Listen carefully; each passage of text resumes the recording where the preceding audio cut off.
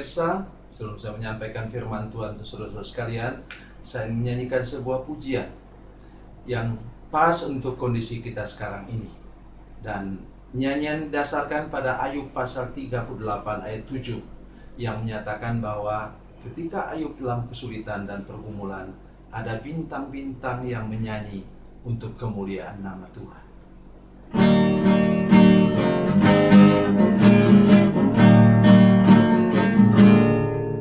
Tiada tampak terang di tengah hujan badai, sang pengembara merintih tak berdaya. Tinggal satu harapan, bila bintang bersinar, menunjuk kepada jalan yang benar. Bintang-bintang menyanyi nyanyian surgawi, membangkitkan nikmat hidup ini 1000 tahun lagi.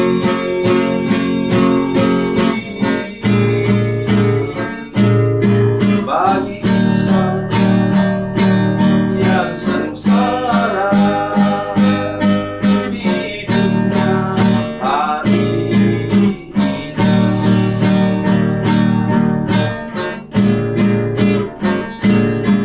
Satu pandang bintang di celah kabut gelap, ini muncullah harapan dalam hati.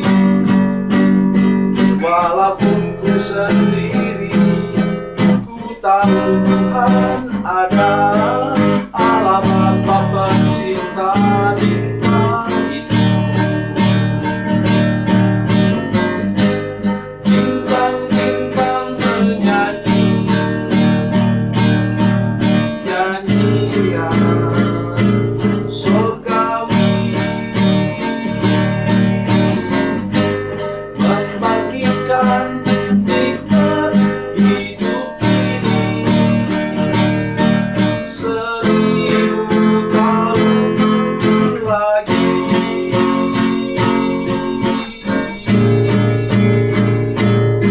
Bagi insan yang sengsara, hidupnya hari ini.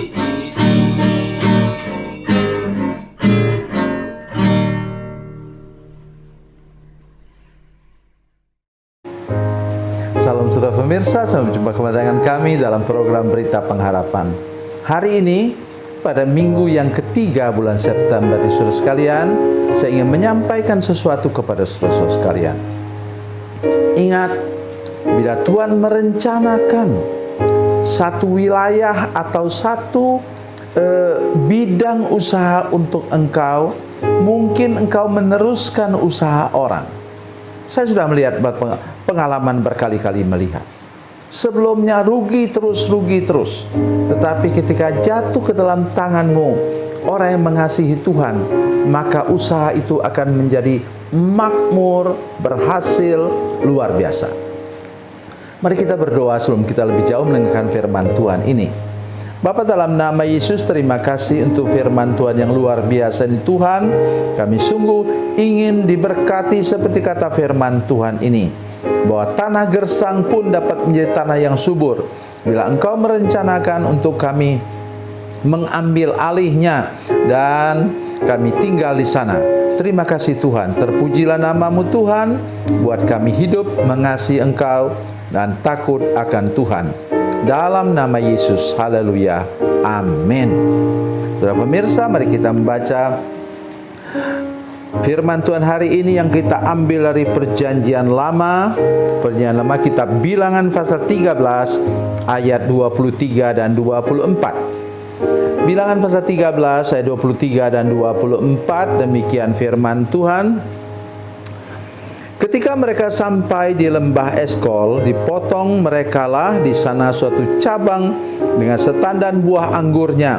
Lalu berdualah mereka menggandarnya.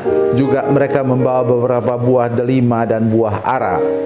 Tempat itu dinamai orang lembah Eskol, karena tandan buah anggur yang dipotong orang Israel di sana.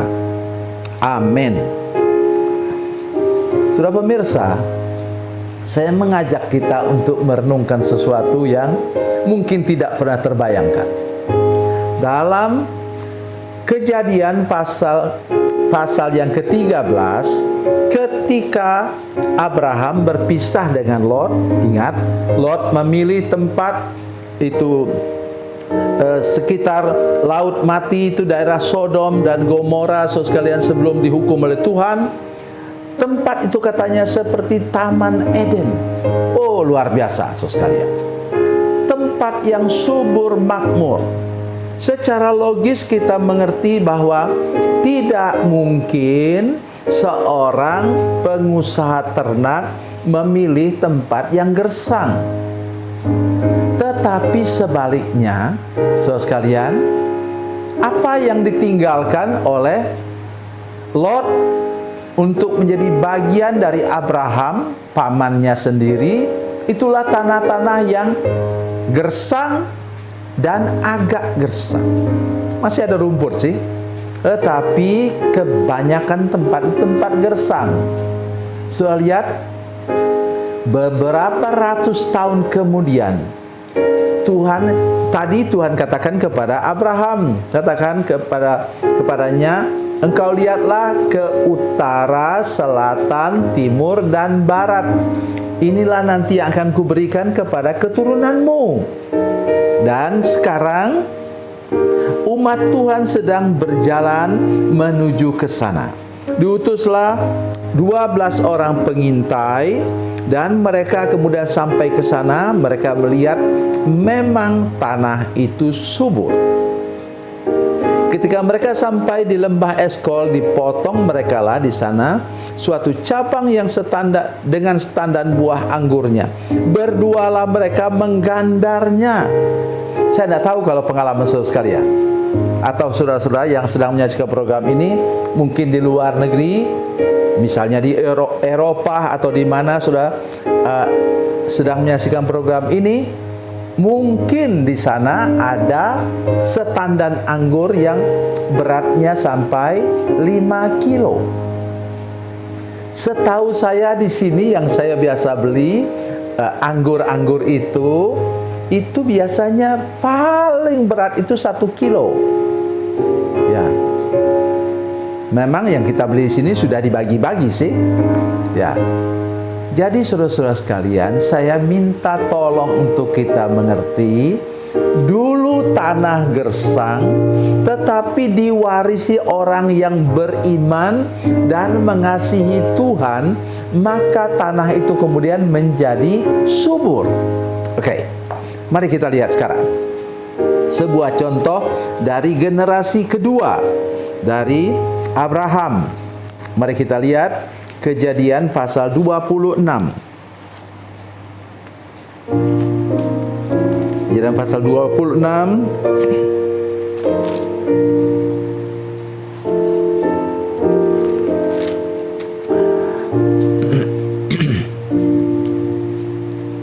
Kejadian pasal 26 ayat yang ke-12.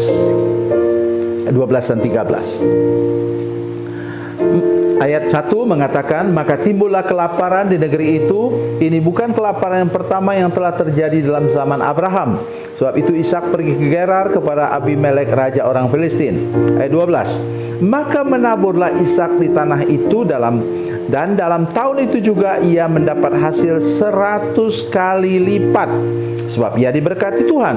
Dan orang itu menjadi kaya, bahkan kian lama kian kaya, sehingga ia menjadi sangat kaya. Amin. Saudara pemirsa, ini kondisi generasi kedua sesudah Abraham. Ishak menabur di tanah gersang. Ia menabur pada musim paceklik atau musim kemarau. Nanti selesai ini sudah baca, saya tidak sempat baca sekarang. Mari saudara baca, kondisi pada waktu itu sama dengan Mazmur 126 ayat 5 dan 6. Orang yang menabur mencucurkan air mata. Orang menanam benih sambil menabur benih itu dengan menangis. Mengapa? Mencucurkan air mata bukan mencucurkan air mata, mencucurkan keringat juga. Oleh karena apa? Oleh karena panas terik. Mencucurkan air mata sambil menabur benih. Kenapa? Oleh karena dia menabur benih di tempat tanah yang kering dan keras. Tapi hasilnya apa? Panen raya. Kok bisa terjadi? Terjadinya tadi saya katakan sekali lagi bahwa itu diwarisi oleh bapak orang beriman. Bila engkau sekarang menjadi orang beriman, usaha yang menurut orang usaha yang tidak punya prospek masa depan akan Tuhan buat berhasil luar biasa. Mari kita buktikan sekarang. Jangan cuma ngomong saja. Satu, saya minta kepada saudara sekalian yang berusaha. Apakah engkau berani tutup tokomu, tutup kedaimu pada hari Minggu? Tutup total, bukan engkau kebaktian pagi nanti sore buka, bukan. Saya selalu katakan cobalah, tapi tidak ada yang berani mencoba. Ya, tidak berani untuk tutup toko pada hari Minggu. Kadang-kadang gantian kalau begitu dengan anaknya atau apa. Jadi ada yang jadi korban tidak kebaktian.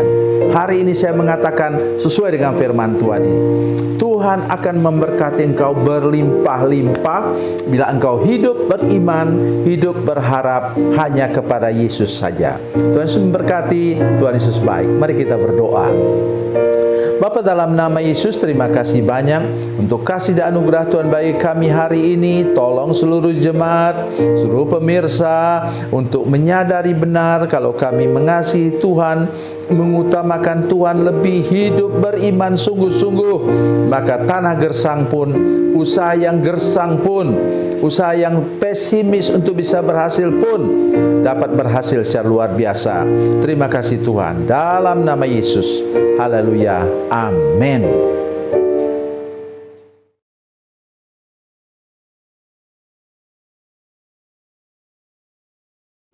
Salam saudara pemirsa, mengakhiri program ini saya mohon kepada saudara-saudara pemirsa sekalian untuk bila saudara menyaksikan program ini melalui channel YouTube, maka tekan subscribe dan bunyikan lonceng.